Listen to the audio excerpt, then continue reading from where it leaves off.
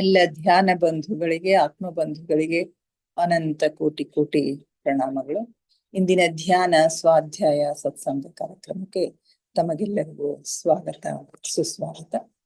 ಮೊಟ್ಟ ಮೊದಲಿಗೆ ನಮ್ಮೆಲ್ಲರ ಧ್ಯಾನ ಗುರುಗಳಾದ ಪರಮ ಪೂಜ್ಯರಾದ ಬ್ರಹ್ಮರ್ಷಿ ಪಿತಾಮಹ ಡಾಕ್ಟರ್ ಸುಭಾಷ್ ಪತ್ರಿಜಿಯವರ ಚರಣ ಕಮಲಗಳಿಗೆ ವಂದಿಸುತ್ತ, ಗುರುಮಾತಾ ಸ್ವರ್ಣಮಾಲಾ ಅಮ್ಮನವರ ಪಾದ ಕಮಲಗಳಿಗೆ ನಮಿಸುತ್ತ, ನಮ್ಮೆಲ್ಲರ ಚೈತನ್ಯ ಶಕ್ತಿಯಾಗಿರ್ತಕ್ಕಂಥ ಮಹೋತ್ತಾರ್ ಬಾಬಾ ಅವರನ್ನ ನನ್ನ ಮಂದಿರದಲ್ಲಿ ಸ್ಮರಿಸುತ್ತ, ನನ್ನ ಗುರುಗಳಾದ ತಟವಾಲಿ ಬಾಬಾ, ಬರ್ಫಾನಿ ಬಾಬಾ, ಮಹದಾನಂದ ಬಾಬಾಜಿಯವರನ್ನ ನನ್ನ ಹೃದಯ ಮಂದಿರದಲ್ಲಿ ಸ್ಮರಿಸುತ್ತ, ನಮ್ಮ ಮಾರ್ಗದರ್ಶಕ ಗುರುಗಳಾದ ಡಾಕ್ಟರ್ ಜೀವಂದರ್ ಕೇತಪ್ಪ ಸರ್ ಅವರಿಗೆ ವಂದಿಸುತ್ತ, ಅಯ್ಯಪ್ಪ ಪಿಂಡಿ ಸರ್ ಅವರಿಗೆ ವಂದಿಸುತ್ತ, ಎಲ್ಲ ಆಸ್ಟ್ರಲ್ ಮಾಸ್ಟರ್ಸ್ ಗಳಿಗೆ, ಪಿರಾಮಿಡ್ ಮಾಸ್ಟರ್ಸ್ ಗಳಿಗೆ ವಂದಿಸುತ್ತ, ಸೀತಾಮಾತೆ, ಯಶೋಧರಾ ಮಾತೆ, ವಸುಂಧರಾ ಮಾತೆಯರಿಗೆ ವಂದಿಸುತ್ತ, ಅವರೆಲ್ಲರ ಚೈತನ್ಯ ಶಕ್ತಿಯೊಂದಿಗೆ ನಮ್ಮ ಚೈತನ್ಯ ಶಕ್ತಿಯನ್ನ ಅನುಸಂಧಾನಗೊಳಿಸುತ್ತಾ ನಾವಿಂದಿನ ಸ್ವಾಧ್ಯಾಯವನ್ನ ಆರಂಭಿಸೋಣ.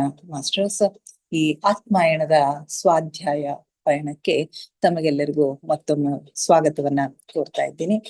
ಆತ್ಮಾಯಣದಲ್ಲಿ ಈ ಆತ್ಮದ ವಿಕಾಸಗಳಲ್ಲಿ ನಾಲ್ಕನೆಯದಾಗಿರ್ತಕ್ಕಂಥ ಒಂದು ಮಾನವ ಸಾಮ್ರಾಜ್ಯದಲ್ಲಿ ಯಾವ ರೀತಿ ಆತ್ಮದ ವಿಕಾಸ ಆಗ್ತದ ಅನ್ನೋದನ್ನು ನಾವು ಚರ್ಚೆ ಮಾಡ್ತಾ ಇದ್ವಿ.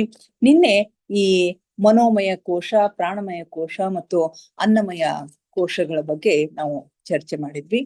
ಮುಂದುವರಿಯುತ್ತಾ ಏನ್ ಹೇಳುತ್ತೆ ಅಂತಂದ್ರೆ, ಯಾವ ತತ್ವದಿಂದ ಈ ಶರೀರವು ನಿರ್ಮಾಣವಾಗುತ್ತದೆಯೋ ಅದನ್ನ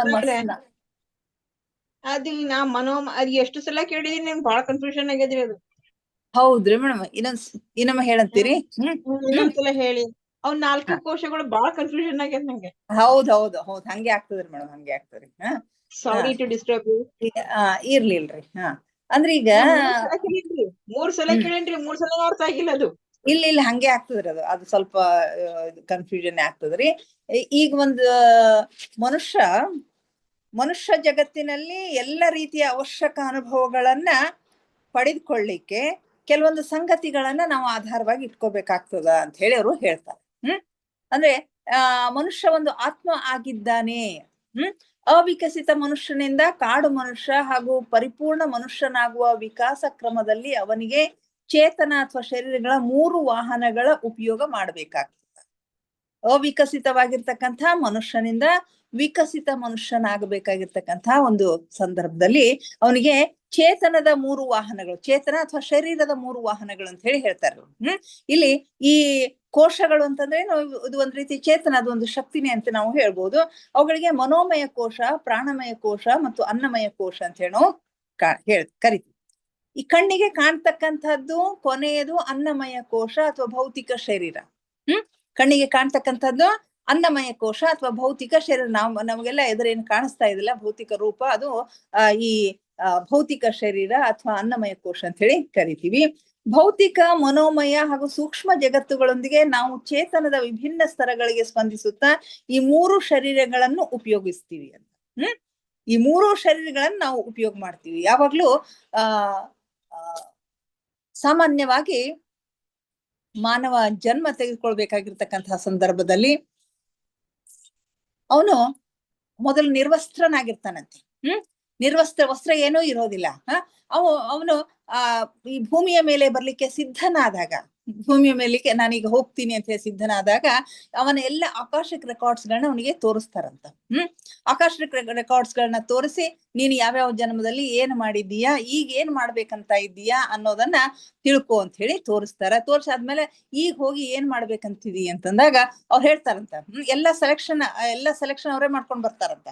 ಅಂದ್ರೆ ಎಲ್ಲಿ ಹುಟ್ಟಬೇಕು, ಯಾವ ತಂದೆ ತಾಯಿಗಳಲ್ಲಿ ಹುಟ್ಟಬೇಕು, ಯಾವ ಬಣ್ಣ ಇರಬೇಕು, ಯಾವ ರೂಪ ಇರಬೇಕು, ಎಷ್ಟು ಆಯುಷ್ಯ ಇರಬೇಕು, ಎಷ್ಟು ಎಜುಕೇಶನ್ ಇರಬೇಕು, ಎಲ್ಲವನ್ನ ನಿರ್ಧರಿಸ್ಕೊಂಡು ಬರ್ತಾನಂತ. ಅವನು ನಿರ್ಧರಿಸ್ಕೊಂಡು ಬರುವಾಗ ಅವನ ಮೇಲೆ 7 ವಸ್ತ್ರಗಳನ್ನ ಹಾಕ್ತಾರ ಅಂತ ಹೇಳ್ತಾರೆ.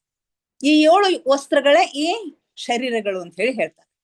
ಈ 7 ವಸ್ತ್ರಗಳೇ ಈ ಶರೀರಗಳು. ಆ 7 ವಸ್ತ್ರಗಳಲ್ಲಿ ಮೊದಲನೇದು ಏನು ಅಂತಂದ್ರೆ ಮನೋಮಯ ಕೋಶ, 2ನೇದು ಪ್ರಾಣಮಯ ಕೋಶ ಮತ್ತು 3ನೇದು ಅನ್ನಮಯ ಕೋಶ ಅಂತ ಹೇಳಿ ನಾವಿಲ್ಲಿ ಕರಿತೀವಿ. ಆ ಒಂದು ಕಂಡೀಷನ್ ಏನು ಅಂತಂದ್ರೆ ಈ ಎಲ್ಲಾ ಬಟ್ಟೆಗಳನ್ನ ಅವನಿಗೆ ಹೊದಿಸಿ ಬರ್ತಾರಲ್ಲ, ಒಂದು ಕಂಡೀಷನ್ ಏನ್ ಹಾಕ್ತಾವ ಅಂತಂದ್ರೆ ಈ ಬಟ್ಟೆಗಳು ನೀನು ಹೋಗುವಾಗ ಎಷ್ಟು ಶುಭ್ರವಾಗಿರ್ತಾವೋ ಅಷ್ಟೇ ಶುಭ್ರವಾಗಿ ಬರಬೇಕು. ಅಂತಂದ್ರೆ ಯಾವುದೇ ರೀತಿಯ ಕಲೆಗಳನ್ನ ಮಾಡ್ಕೋಬೇಡ, ಕೆಟ್ಟ ಕರ್ಮಗಳನ್ನ ಮಾಡಬೇಡ ಅಂತಕ್ಕಂಥ ಕಂಡೀಷನ್ ಅನ್ನ ಹಾಕಿ ಕಳಿಸಿರ್ತಾರೆ. ಆದ್ರೆ ಭೂಮಿಗೆ ಬಂದ ತಕ್ಷಣ ಅವೆಲ್ಲವನ್ನೂ ಅವನು ಮರಿತಾನಂತ. ಮರ್ತತ್ ಮತ್ತೆ ತಾನು ಏನ್ ಮಾಡ್ಬೇಕು ಅದನ್ನ ಮಾಡ್ತಾನೆ. ಯಾವಾಗ ಅವನ ಅರಿವಿಗೆ ಬರ್ತದ ನಾನು ಇದು ಮಾಡ್ತಾ ಇರೋದು ತಪ್ಪು ಅಂತ ಹೇಳಿ ಅರಿವಿಗೆ ಬಂತು ಅಂತಂದ್ರ ಅವಾಗ ಅವನ ಆತ್ಮದ ವಿಕಾಸ ಶುರು ಆಗ್ತದೆ. ಈಗ ಪ್ರಾರಂಭದ 200-250 ಜನ್ಮಗಳಲ್ಲಿ ತಪ್ಪು ಕೆಲಸಗಳನ್ನೇ ಹೆಚ್ಚು, ತಪ್ಪು ಕರ್ಮಗಳನ್ನೇ, ಕೆಟ್ಟ ಕರ್ಮಗಳನ್ನೇ ಹೆಚ್ಚು ಮಾಡ್ತಾನಂತೆ ಮನುಷ್ಯ ಹೆಚ್ಚಾಗಿ. ನಂತರದ ದಿವಸಗಳಲ್ಲಿ ಒಳ್ಳೆಯ ಕರ್ಮಗಳನ್ನ, ಆ ತಿಳುವಳಿಕೆ ಬಂದಾಗ ಒಳ್ಳೆಯ ಕರ್ಮಗಳನ್ನ ಮಾಡ್ತಾನೆ ಅಂತ ಹೇಳಿ ಹೇಳ್ತಾ ಇದ್ದಾರೆ. ಇಲ್ಲಿ ಈ 3 ಶರೀರಗಳ ಬಗ್ಗೆ ಇಲ್ಲಿ ಇವರು ಹೇಳ್ತಾ ಇದ್ದಾರೆ. ಒಂದು ಮನೋಮಯ ಕೋಶ, ಇನ್ನೊಂದು ಪ್ರಾಣಮಯ ಕೋಶ, ಮತ್ತು ಮೂರನೇದು ಅನ್ನಮಯ ಕೋಶ ಅಂತ ಹೇಳಿ. ಅನ್ನಮಯ ಕೋಶ ಅಂತಂದ್ರೆ ನಮಗೆ ಭೌತಿಕವಾಗಿ ಕಾಣ್ತಕ್ಕಂಥದ್ದು ಅಂತ ಹೇಳಿ. ಈ ಭೌತಿಕ, ಮನೋಮಯ ಮತ್ತು ಸೂಕ್ಷ್ಮ ಜಗತ್ತುಗಳೊಂದಿಗೆ ನಾವು ಚೇತನದ ವಿಭಿನ್ನ ಸ್ತರಗಳಿಗೆ ಸ್ಪಂದಿಸುತ್ತಾ ಈ 3 ಶರೀರಗಳನ್ನು ಉಪಯೋಗಿಸ್ತೀವಿ. ಇದಕ್ಕೆ ಮನೋಲೋಕ, ಸೂಕ್ಷ್ಮ ಲೋಕ ಮತ್ತು ಭೌತಿಕ ಜಗತ್ತು, ಮನೋಲೋಕ, ಸೂಕ್ಷ್ಮ ಲೋಕ ಮತ್ತು ಭೌತಿಕ ಜಗತ್ತು ಅಂತ ಇವುಗಳಿಗೆ ಕರೀತಾರೆ. ಮನೋಲೋಕದ ಮೇಲಿನ ಸ್ತರದಲ್ಲಿ ಆತ್ಮನ ನಿಲಯವಾದ ಕಾರಣ ಲೋಕವಿದೆ. ಆ 3 ಲೋಕಗಳಿಂದ ಆತ್ಮವು ಆವೃತ್ತವಾಗಿದೆ. ಈ ಮನೋಲೋಕದ ಮೇಲಿನ ಸ್ತರದಲ್ಲಿ, ಮೇಲಿನ ಹಂತದಲ್ಲಿ ಆತ್ಮದ ನಿಲಯ, ಆತ್ಮ ನೆಲೆಸ್ತಕ್ಕಂಥ ಒಂದು ಕಾರಣ ಶರೀರದಿಂದನೇ ಇದು ಬರ್ತದಂತ. ಕಾರಣ ಶರೀರದಿಂದನೇ ಭೂಮಿಗೆ ಹೋಗ್ಲಿಕ್ಕೆ ಸಿದ್ಧನಾಗಿ ಬರ್ತದ ಅಂತ ಹೇಳಿ ಹೇಳ್ತಾರೆ. ಈ 3 ಲೋಕಗಳಿಂದ ಆತ್ಮ ಆವೃತ್ತ ಆಗಿರ್ತದ ಅಂತ ಹೇಳಿ ಹೇಳ್ತಾರೆ. ಆತ್ಮವು ಕಾರಣ ಲೋಕದಿಂದ ಹೊರಟು ಹೊಸ ಜನ್ಮದೆಡೆಗೆ ಪಯಣಿಸುವಾಗ ಅದಕ್ಕೆ ಒಂದೊಂದಾಗಿ 3 ಶರೀರಗಳ ಅವಶ್ಯಕತೆ ಬೀಳ್ತದ. ಭೂಮಿಗೆ ಬರ್ಬೇಕಾದಂತ ಸಂದರ್ಭದಲ್ಲಿ ಒಂದೊಂದಾಗಿ ಈ 3 ಶರೀರಗಳ ಅವಶ್ಯಕತೆ ಬೀಳ್ತದ. ನೀನು ಇದನ್ನು ಈ ರೀತಿಯಾಗಿ ತಿಳಿದುಕೊಳ್ಳಬಹುದು. ಅದಕ್ಕೊಂದು ಉದಾಹರಣೆ ಹೇಳ್ತಾರೆ. ಆತ್ಮವು ಒಬ್ಬ ನಿರ್ವಸ್ತ್ರ ಮನುಷ್ಯನಂತಿದ್ದು ತನ್ನ ಶರೀರವನ್ನು 3 ವಿಭಿನ್ನ ರೀತಿಯ ವಸ್ತ್ರಗಳಿಂದ ಮುಚ್ಚಿಕೊಳ್ಳಲು ತಯಾರಾಗಿರ್ತಾನೆ. ಒಬ್ಬ ನಿರ್ವಸ್ತ್ರವಾಗಿರ್ತಕ್ಕಂಥ ಆತ್ಮ ಅದಕ್ಕೆ 3 ವಿಭಿನ್ನ ಸ್ತರಗಳ ಒಂದು ವಸ್ತ್ರವನ್ನ ಅಲ್ಲಿ ತೊಡಸ್ತಾರ. ಮೊಟ್ಟ ಮೊದಲು ಅದು ಅತ್ಯಂತ ತೆಳುವಾದ ವಸ್ತ್ರವನ್ನ ತೊಟ್ಕೊಳ್ತದೆ. ಅತ್ಯಂತ ತೆಳುವಾಗಿರ್ತಕ್ಕಂಥ ವಸ್ತ್ರ ಇದು ಮನೋಮಯ ಕೋಶ. ಅತ್ಯಂತ ಸೂಕ್ಷ್ಮವಾಗಿ, ಅತ್ಯಂತ ತೆಳುವಾಗಿರ್ತಕ್ಕಂಥ ಕೋಶ. ಮನೋಲೋಕದ ತತ್ವದಿಂದ ಈ ಶರೀರ ನಿರ್ಮಿತ ಆಗಿರ್ತದ. ಇದು ಅದರ ಒಳ ಉಡುಪಾಗಿದೆ ಎಂದು ಭಾವಿಸಿಕೊಳ್ಳಿ. ಆತ್ಮದ ಒಳ ಉಡುಪು. ಮನೋಲೋಕದ ಒಂದು ವಿಕಾಸ ಎಷ್ಟರ ಮಟ್ಟಿಗೆ ಆಗಿದೆ, ಹಿಂದಿನ ಜನ್ಮಗಳಲ್ಲಿ ಅವನ ಮಾನಸಿಕ ವಿಕಾಸ ಎಷ್ಟರ ಮಟ್ಟಿಗೆ ಆಗಿದೆ ಅನ್ನೋದ್ರ ಮೇಲೆ ಅವನ ಮನೋಮಯ ಕೋಶದ ಸ್ವರೂಪ ಅವಲಂಬಿತವಾಗಿದೆ. ಅವನ ಹಿಂದಿನ ಜನ್ಮಗಳಲ್ಲಿ ಎಷ್ಟು ಅವನು ವಿಕಸಿತ ಆಗಿದ್ದಾನೆ, ಎಷ್ಟು ಅವನು ಪ್ರಗತಿಯನ್ನ ಹೊಂದಿದ್ದಾನೆ, ಆತ್ಮ ಪ್ರಗತಿ ಆಗ್ಯದ ಅನ್ನೋದ್ರ ಮೇಲೆ ಈ ಕೋಶದ ಒಂದು ಸ್ವರೂಪ ಅವಲಂಬಿತವಾಗಿರ್ತದೆ. ಅದು ಬಹಳಷ್ಟು ಸೂಕ್ಷ್ಮವಾಗಿರ್ತದೆ, ಅತ್ಯಂತ ತೆಳುವಾಗಿರ್ತಕ್ಕಂಥ ಒಂದು ಪದರಿದು ಆಗಿರ್ತದೆ. ಅವಿಕಸಿತ ಮನುಷ್ಯನ ಮನೋಮಯ ಕೋಶ ವಿಕಸಿತ ಮನುಷ್ಯನ ಮನೋಮಯ ಕೋಶಕ್ಕಿಂತಲೂ ಭಿನ್ನವಾಗಿರುತ್ತದೆ ಅನ್ನೋದು ಸ್ಪಷ್ಟ ಅಂತ ಹೇಳಿ ಹೇಳ್ತಾರೆ. ಇಲ್ಲಿನೇ ವ್ಯತ್ಯಾಸ. ವಿಕಸಿತ ಮನುಷ್ಯನ ಮನೋಮಯ ಕೋಶನೇ ಬೇರೆಯಾಗಿರ್ತದ, ಅವಿಕಸಿತ ಮನುಷ್ಯನ ಮನೋಮಯ ಕೋಶನೇ ಬೇರೆಯಾಗಿರ್ತದ. ಎಷ್ಟೋ ಜನ್ಮಗಳನ್ನ ಜೀವಿಸಿ ಬಹಳಷ್ಟು ಅನುಭವಗಳನ್ನು ಸಂಚಯಿಸಿಕೊಂಡ ಆತ್ಮವು ವೃದ್ಧ ಆತ್ಮ ಅಥವಾ ಪರಿಪಕ್ವ ಆತ್ಮ ಎನಿಸಿಕೊಳ್ತದ. ಇದರ ನಂತರ ಆತ್ಮವು ಸೂಕ್ಷ್ಮ ಜಗತ್ತಿನ ಸಾಮಗ್ರಿಗಳಿಂದ ನಿರ್ಮಿತವಾದ ಸ್ವಲ್ಪ ದಪ್ಪವಿರುವ 2ನೇ ವಸ್ತ್ರವನ್ನ ತೊಟ್ಕೊಳ್ತದೆ. ಎಷ್ಟೋ ಜನ್ಮಗಳ ಒಂದು ಅನುಭವ ಇರ್ತಕ್ಕಂಥ ಒಂದು ಆತ್ಮವನ್ನ ವೃದ್ಧಾತ್ಮ ಅಂತ ಹೇಳಿ ಕರೀತಾರೆ. ಅಥವಾ ಆತ್ಮ ಹೆಚ್ಚು ಪರಿಪಕ್ವವಾಗಿರ್ತಕ್ಕಂಥ ಆತ್ಮ ಅಂತ ಹೇಳಿ ಕರೀತಾರೆ. ಇದರ ನಂತರ ಆತ್ಮ ಸೂಕ್ಷ್ಮ ಜಗತ್ತಿನ ಸಾಮಗ್ರಿಗಳಿಂದ ನಿರ್ಮಿತವಾಗಿರ್ತಕ್ಕಂಥ ಅದಕ್ಕಿಂತನೂ ಸ್ವಲ್ಪ ಇದು ಕೂಡ ದಪ್ಪವಿರ್ತಕ್ಕಂಥ 2ನೇ ವಸ್ತ್ರವನ್ನ ತೊಟ್ಕೊಳ್ತದ. ಈ ವಸ್ತ್ರ ಅಥವಾ ಶರೀರವು ಮನೋಮಯ ಕೋಶದ ಮೇಲೆ ಅದರ ಹೊರಭಾಗದಲ್ಲಿ ಇರ್ತದೆ. ಮೊದಲು ಮನೋಮಯ ಕೋಶ, ನಂತರ ಈ ಸೂಕ್ಷ್ಮ ಶರೀರ ಇರ್ತದಂತ. ಆ ಮನೋಮಯ ಶರೀರಕ್ಕಿಂತಲೂ ಇದು ಸ್ವಲ್ಪ ದಪ್ಪಗಾಗಿ ಇರ್ತದೆ. ಮತ್ತು ಇದು ನಿಶ್ಚಿತವಾಗಿಯೂ ಮನುಷ್ಯನ ಅಂತಿಮ ಜನ್ಮದ ಕೊನೆಯವರೆಗೆ ಆದಂತಹ ಮಾನಸಿಕ ವಿಕಾಸದ ಆಧಾರದ ಮೇಲೆ ತಯಾರಾಗ್ತದೆ. ಇದು ಕೂಡ ಮನುಷ್ಯನ ಕೊನೆಯ ಜನ್ಮದಲ್ಲಿ ಆತನ ವಿಕಾಸ, ಆತ್ಮದ ವಿಕಾಸ ಯಾವ ರೀತಿ ಆಗಿರ್ತದ ಅನ್ನೋ ಆಧಾರದ ಮೇಲೆ ಅದು ತಯಾರಾಗಿರ್ತದೆ. ಈ ಸೂಕ್ಷ್ಮ ಶರೀರವನ್ನ ನಾವು ಮನುಷ್ಯನ ಬಟ್ಟೆಯಾದ ಪ್ಯಾಂಟು ಶರ್ಟ್ಗೆ ಹೋಲಿಸಬಹುದು. ಮನುಷ್ಯನ ಬಟ್ಟೆಯಾಗಿದ್ದ ಪ್ಯಾಂಟ್ ಶರ್ಟ್ಗೆ ಹೋಲಿಸಬಹುದು. ಇದರ ಮೇಲೆ ನಮಗೆ ಇನ್ನೂ ದಪ್ಪವಾದ ಹಾಗೂ ಗಟ್ಟಿಯಾದ ವಸ್ತ್ರವು ಬೇಕಾಗುವುದು. ಇದಕ್ಕಾಗಿ ಭೌತಿಕ ಶರೀರದ ಅವಶ್ಯಕತೆ ಅದ. ಇದರ ಮೇಲೆ ಇನ್ನೂ ದಪ್ಪದಾಗಿರ್ತಕ್ಕಂಥ ಒಂದು ಶರೀರದ ಅವಶ್ಯಕತೆ ಇರ್ತದ. ಅದನ್ನ ಭೌತಿಕ ಶರೀರ ಅಂತ ಹೇಳ್ತೀವಿ. ಬೇರೆ ಮಾತಿನಲ್ಲಿ ಹೇಳುವುದಾದ್ರೆ ಒಂದು ಸ್ತ್ರೀ ಶರೀರ ಮತ್ತು ಪುರುಷ ಶರೀರ ಜೊತೆಗೂಡಿ ಒಂದು ಮಗುವಿಗೆ ಜನ್ಮ ನೀಡುತ್ತದೆ. ಈ ಹೊಸ ಶರೀರವು ಕೂಡ ಆತ್ಮನ ಪಾತ್ರತೆಯ ಆಧಾರದ ಮೇಲೆ, ಅಂದರೆ ಅವನ ಹಿಂದಿನ ಜನ್ಮಗಳ ಕರ್ಮಗಳ ಆಧಾರದ ಮೇಲೆ ಅವನಿಗೆ ದೊರೆಯುತ್ತದೆ. ಇದಕ್ಕೆ ನಾವು ಅವನ ಓವರ್ ಕೋಟ್ ಅಂತ ಹೇಳಿ ಕರಿತೀವಿ. ಇದು ಕೂಡ ಆತನ ಹಿಂದಿನ ಜನ್ಮದ ಕರ್ಮಗಳ ಆಧಾರದ ಮೇಲೆ ದೊರೆಯುತ್ತದ. ಇದಕ್ಕೆ ಓವರ್ ಕೋಟ್ ಅಂತ ನಾವು ಕರಿತಿರ್ತೀವಿ. ಈ ಭೌತಿಕ ಜಗತ್ತಿನಲ್ಲಿ ನಾವೆಷ್ಟು ಜನರನ್ನು ನೋಡುತ್ತೇವೆಯೋ ಅವರೆಲ್ಲರೂ ಈ ವಸ್ತ್ರಗಳನ್ನ ಅಥವಾ ಶರೀರವನ್ನ ಧಾರಣ ಮಾಡಿನೇ ಇರ್ತಾರೆ. ಎಷ್ಟು ಜನರನ್ನ ನಾವು ನೋಡ್ತೀವಲ್ಲ ಅವರೆಲ್ಲರೂ ಈ 3 ಪ್ರಕಾರದ ವಸ್ತ್ರಗಳನ್ನ ಧಾರಣ ಮಾಡಿನೇ ಇರ್ತಾರೆ ಅನ್ನೋದು ಸ್ಪಷ್ಟ. ಆದ್ರೆ ಭೌತಿಕ ಶರೀರದ ಘನತ್ವದ ಕಾರಣದಿಂದ ನಾವು ಇದರ ಕೆಳಗಿರುವ 2 ಶರೀರಗಳನ್ನು ಕಾಣ್ಲಿಕ್ಕೆ ಸಾಧ್ಯ ಆಗೋದಿಲ್ಲ.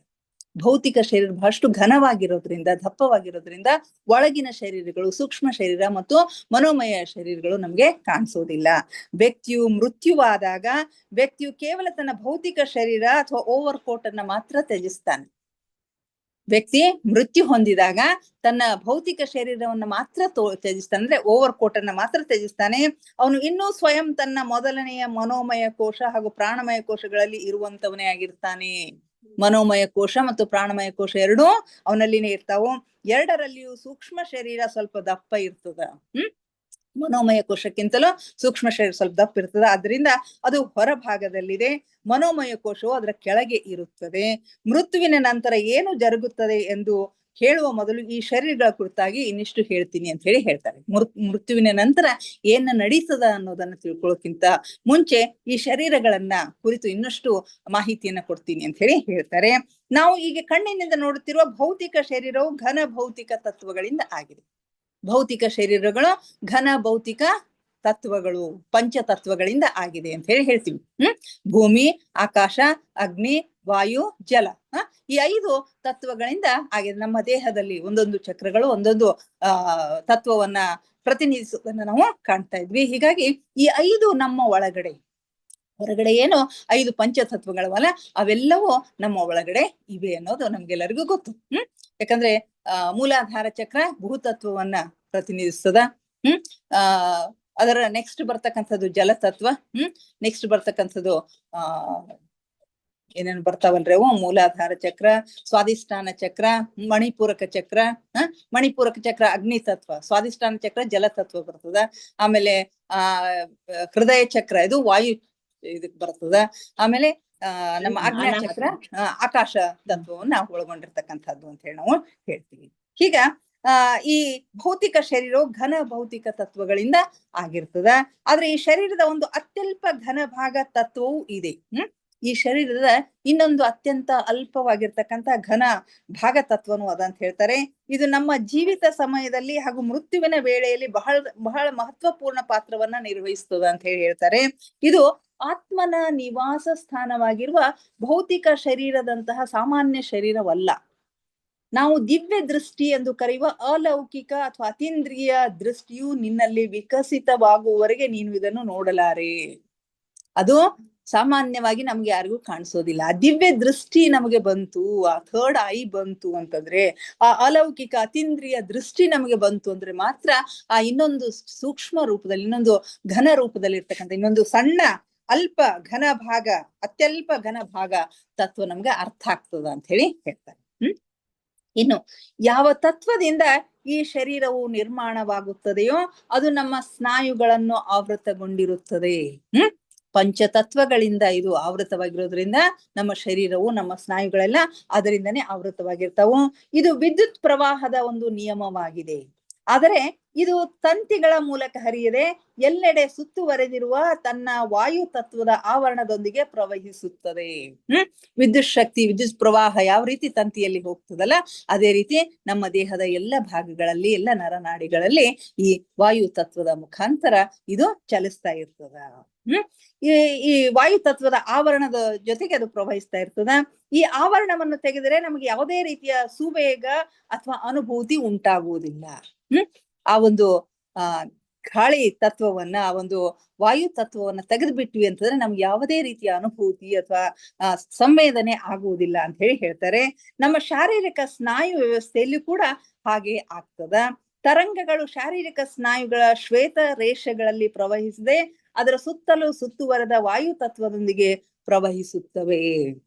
ಈ ತರಂಗಗಳೇನದಾವಲ್ಲ ಇವೆಲ್ಲವೂ ಶಾರೀರಿಕ ಸ್ನಾಯುಗಳ ಶ್ವೇತ ರೇಷೆಗಳಲ್ಲಿ ಪ್ರವಹಿಸದೇನೆ ಅದ್ರ ಸುತ್ತಲೂ ಇರ್ತಕ್ಕಂಥ ವಾಯು ತತ್ವದೊಂದಿಗೆ ಪ್ರವಹಿಸ್ತದ. ಇದರಿಂದಾಗಿ ಆವರಣವನ್ನು ಶಾರೀರಿಕ ಸ್ನಾಯುಗಳಿಂದ ತೆಗೆದರೂ ನಮಗೆ ಯಾವುದೇ ಅನುಭೂತಿ ಆಗುವುದಿಲ್ಲ ಅಂತ ಹೇಳಿ ಹೇಳ್ತಾರೆ. ಅಂದ್ರೆ ಇಲ್ಲಿ ಒಂದು ಉದಾಹರಣೆಯನ್ನ ಕೊಡ್ತಾರೆ. ಯಾವ ರೀತಿ ಒಬ್ಬ ವ್ಯಕ್ತಿಗೆ ಅನಸ್ತೇಶಿಯಾ ಕೊಟ್ಟಾಗ, ಅರವಳಿಕೆಯನ್ನ ಕೊಟ್ಟಾಗ, ಅರವಳಿಕೆಯ ಔಷಧವನ್ನ ನೀಡಿದಾಗ ಆ ಕಡೆಯಿಂದ ಈ ಕಡೆಯಿಂದ ಆ ಕಡೆ ಸಂವೇದನೆಯನ್ನು ಸ್ಥಾನಾಂತರಗೊಳಿಸುವ ವಾಯು ತತ್ವವು ಆ ವಿಶಿಷ್ಟ ಸ್ನಾಯುಗಳಿಂದ ದೂರ ಸರಿಯಲ್ಪಡುತ್ತದೆ. ಆ ಒಂದು ಅನಸ್ತೇಶಿಯಾ ಕೊಟ್ಟಾಗ ಈ ಸಘನ ಶರೀರದಿಂದ ವಾಯು ತತ್ವವನ್ನ ದೂರ ಮಾಡ್ಬಿಡ್ತಾರ. ಹಾಗಾದಾಗ ಅಲ್ಲಿ ವಾಯು ತತ್ವ ಇಲ್ಲದೆ ಇರೋದ್ರಿಂದ ನಮ್ಗೆ ಏನಾಗ್ತಾ ಇದೆ ಅನ್ನೋದು ನಮ್ಗೆ ಅನುಭವಕ್ಕೆ ಬರೋದಿಲ್ಲ. ದೊಡ್ಡ ದೊಡ್ಡ ಆಪರೇಷನ್ಸ್ ಗಳನ್ನ ಮಾಡುವಾಗ ಯಾವುದೇ ನೋವುಗಳನ್ನ ಸಹಿಸ್ಲಿಕ್ಕೆ ಸಾಧ್ಯವಾಗದೇ ಇರ್ತಕ್ಕಂಥ ಒಂದು ಸಂದರ್ಭದಲ್ಲಿ ಇಂಥ ಒಂದು ಅರವಳಿಕೆಯನ್ನ ಕೊಡೋದನ್ನ ನಾವು ಕಾಣ್ತೀವಿ. ಆಗ ಡಾಕ್ಟರ್ ಅವುಗಳನ್ನ ಸ್ನಾಯುಗಳನ್ನ ಕತ್ತರಿಸಿದ್ರೂ ಕೂಡ ರೋಗಿಗೆ ಯಾವುದೇ ಅನುಭೂತಿ ಉಂಟಾಗುವುದಿಲ್ಲ. ರೋಗಿಯನ್ನು ದೀರ್ಘ ಸಮಯದವರೆಗೆ ಮೂರ್ಛೆಗೊಳಿಸಬೇಕಾದಾಗ ಯಾವುದೇ ದೊಡ್ಡ ಶಸ್ತ್ರಕ್ರಿಯೆಗಾಗಿ ಸಾಮಾನ್ಯ ಅರವಳಿಕೆಯನ್ನು ನೀಡಿದಾಗ ಆಗ ಔಷಧಿಯ ಮೂಲಕ ಈ ವಾಯು ತತ್ವವನ್ನು ಸಘನ ಶರೀರದಿಂದ ಒಟ್ಟಾರೆಯಾಗಿ ದೂರ ಸರಿಸಲಾಗುತ್ತದೆ. ಇದು ಒಂದು ವೇಳೆ ಸಂಪೂರ್ಣವಾಗಿ ದೂರ ಸರಿದು ಹೋದರೆ ರೋಗಿಯ ಮೃತ್ಯು ಸಂಭವಿಸುತ್ತದೆ. ಆ ವಾಯು ತತ್ವ ಸಂಪೂರ್ಣವಾಗಿ ದೂರ ಹೋಯ್ತು ಅಂತಂದ್ರೆ ರೋಗಿ ಸಾವನ್ನಪ್ಪತಕ್ಕಂತಹ ಸಂಭವ ಇರ್ತದೆ. ಕೆಲವು ಸಾರಿ ಆಪರೇಷನ್ಸ್ ಗಳಲ್ಲಿ ಆ ರೀತಿ ಆಗ್ತಕ್ಕಂಥ ಸಾಧ್ಯತೆಗಳನ್ನು ಇರ್ತಾವು. ಅರವಳಿಕೆಯ ಔಷಧಿಯನ್ನ ಹೆಚ್ಚು ಪ್ರಮಾಣದಲ್ಲಿ ಅವಶ್ಯಕತೆಗಿಂತ ಹೆಚ್ಚು ಕೊಟ್ಟಾಗ ಸಾವು ಸಂಭವಿಸ್ತಕ್ಕಂಥ ಸಾಧ್ಯತೆ ಇದೆ. ಅವಶ್ಯಕತೆಗಿಂತ ಕಡಿಮೆ ಆದಾಗ ಆಪರೇಷನ್ ಮುಗಿಯೋದ್ರೊಳಗೆ ಅವ್ರಿಗೆ ಎಚ್ಚರಿಕೆ ಬರ್ತಕ್ಕಂಥ ಒಂದು ಸಾಧ್ಯತೆ ಇರ್ತದ.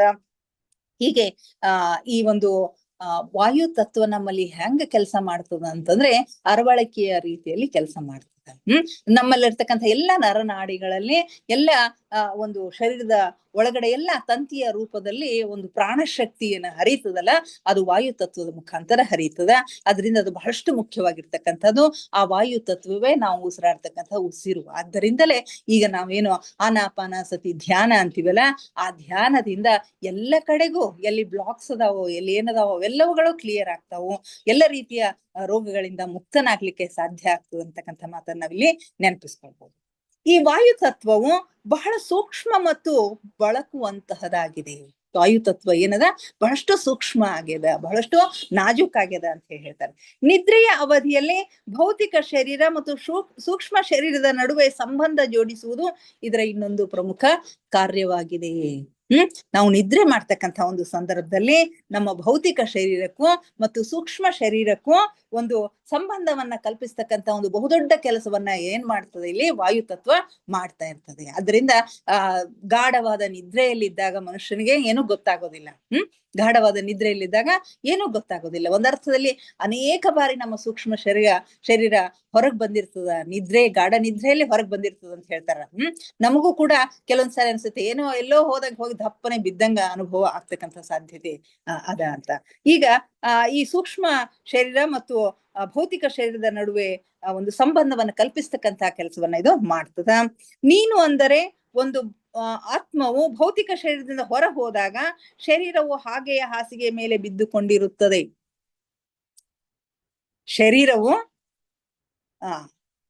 ನೀನು ಅಂದ್ರೆ ಒಂದು ಆತ್ಮವು ಭೌತಿಕ ಶರೀರದಿಂದ ಹೊರಗೆ ಹೋದಾಗ, ಆತ್ಮವು ಭೌತಿಕ ಶರೀರದಿಂದ ಹೊರಗೆ ಹೋದಾಗ ಶರೀರವು ಹಾಗೆ ಹಾಸಿಗೆ ಮೇಲೆ ಬಿದ್ದುಕೊಂಡಿರುತ್ತದೆ. ಶರೀರ ಇಲ್ಲೇ ಇರ್ತದ, ಆತ್ಮ ಮೇಲೆ ಹೋಗಿರ್ತದ. ಆಗ ಒಂದು ತುದಿಯಿಂದ ನಿನ್ನ ಸೂಕ್ಷ್ಮ ಶರೀರ ಮತ್ತು ಇದರೊಂದಿಗೆ ಇನ್ನೊಂದು ತುದಿಯಿಂದ ಭೌತಿಕ ಶರೀರವನ್ನು ಆವರಿಸಿರುವಂತಹ ವಾಯು ತತ್ವವು ವಿಸ್ತೃತವಾಗ್ತಾ ಹೋಗ್ತದ. ನೀನ್ ಎಷ್ಟು ಮೇಲಕ್ಕೆ ಹೋಗ್ತೀಯೋ ಅಷ್ಟು ಮೇಲಕ್ಕೆ ಅದು ವಿಸ್ತಾರ ಆಗ್ತಾ, ಅದು ಹಿಗ್ತಾ ಹೋಗ್ತದ ಅಂತಕ್ಕಂಥ ಮಾತನ್ನ ಇಲ್ಲಿ ಹೇಳ್ತಾರೆ. ನಿನಗೆ ಬೇಕೆನಿಸಿದಷ್ಟು ದೂರ ಪ್ರಯಾಣ ಮಾಡಬಹುದು, ಮಿತಿ ಅನ್ನೋದೇ ಇಲ್ಲ. ಎಲ್ಲಿ ತನಕ ಬೇಕೋ ಅಲ್ಲಿ ತನಕ ನೀವು ಹೋಗ್ಬಹುದು. ಆ ಒಂದು ಸಂಪರ್ಕವನ್ನ ಕಲ್ಪಿಸ್ತಕ್ಕಂಥ ಕೆಲಸ ಇಲ್ಲಿ ಆ ವಾಯು ತತ್ವ ಮಾಡ್ತದ. ಅನೇಕರು ಆ ಅನುಭವಗಳನ್ನ ಹಂಚ್ಕೊಳ್ತಾ ಇರ್ತಾರೆ. ನಾನು ಮೇಲೆ ತಿರುಗಿದ ಹಾಗೆ ಆಗ್ತಾ ಇತ್ತು, ಎಲ್ಲೋ ಹೋಗಿ ಬಂದೆ ಅಂತ ಹೇಳ್ತಿರ್ತಾರೆ. ಆದ್ರೆ ಭೌತಿಕ ಶರೀರ ಇಲ್ಲೇ ಇರ್ತದ. ಸೂಕ್ಷ್ಮ ಶರೀರದಲ್ಲಿ ಸೂಕ್ಷ್ಮ ಶರೀರ ಯಾನವನ್ನ ಅವರು ಮಾಡಿ ಬಂದಿರ್ತಾರೆ. ಭೌತಿಕ ಶರೀರವು ಹಾಸಿಗೆಯ ಮೇಲಿದ್ದರೂ ಅದು ಸೂಕ್ಷ್ಮ ಶರೀರದೊಂದಿಗೆ ಜೋಡಿಸಿರ್ತದ. ಹ ಭೌತಿಕ ಶರೀರವು ಎಚ್ಚರಗೊಳ್ಳುವ ಸಮಯ ಬಂದಾಗ, ಅದು ಎಚ್ಚರಗೊಳ್ತಕ್ಕಂಥ ಸಮಯ ಬಂದಾಗ ವಾಯು ತತ್ವದ ಮೂಲಕ ಅದಕ್ಕೆ ಸಂದೇಶ ಕೊಡ್ತಾರಂತೆ. ಎಚ್ಚರ ಆಗ್ಬೇಕು ಮತ್ತೆ ನೀನು ನಿನ್ನ ದೇಹದೊಳಗೆ ಹೋಗು ಅಂತಕ್ಕಂಥ ಸಂದೇಶ ಬರ್ತದ. ಆಗ ನಿನಗೆ ತಕ್ಷಣವೇ ಮರಳಿ ಶರೀರದಲ್ಲಿ ಬರಬೇಕಾಗ್ತದ. ಭೌತಿಕ ಜಗತ್ತಿನಲ್ಲಿ ಈ ರೀತಿ ಮರಳಿ ಬರುವುದಕ್ಕೆ ನಿದ್ರೆಯಿಂದ ಎಚ್ಚರವಾಗುವುದು ಅಂತ ಹೇಳ್ತಾರೆ. ಭೌತಿಕ ಜಗತ್ತಿನಲ್ಲಿ ಈ ರೀತಿ ಭೌತಿಕ ಶರೀರದಿಂದ ಸೂಕ್ಷ್ಮ ಶರೀರ ಒಳಗ್ ಬಂತು ಅಂತಂದ್ರೆ ನಿದ್ರೆಯಿಂದ ಎಚ್ಚರವಾಗೋದು ಅಂತ ಹೇಳಿ ಹೇಳ್ತಾರೆ. ಆಮೇಲೆ ನೀನು ಯಥಾ ರೀತಿ ನಿಮ್ಮ ದೈನಂದಿನ ಕೆಲಸಗಳನ್ನ ಮಾಡಬಹುದು. ಯಥಾ ರೀತಿ ನಮ್ಮ ದಿನನಿತ್ಯದ ಕೆಲಸಗಳನ್ನ ಮಾಡ್ತೀವಿ ಅಂದ್ರೆ ಪ್ರತಿನಿದ್ರೆಯೂ ಕೂಡ ಧ್ಯಾನಿಗೆ ಒಂದು ಧ್ಯಾನ ಇದ್ದ. ಪ್ರತಿ ದಿವಸನೂ ಅವನು ಸೂಕ್ಷ್ಮ ಶರೀರಯಾನವನ್ನ ಮಾಡ್ತಾನೆ. ತಿಳುವಳಿಕೆ ಇದ್ದವ್ರಿಗೆ ಅದು ಗೊತ್ತಾಗತ್ತೆ. ವಿಕಸಿತವಾಗಿರ್ತಕ್ಕಂಥ ಆತ್ಮಗಳಿಗೆ ಅದು ಅನುಭವಕ್ಕೆ ಬರುತ್ತೆ, ಅವಿಕಸಿತ ಆತ್ಮಗಳಿಗೆ ಅನುಭವಕ್ಕೆ ಬರೋದಿಲ್ಲ.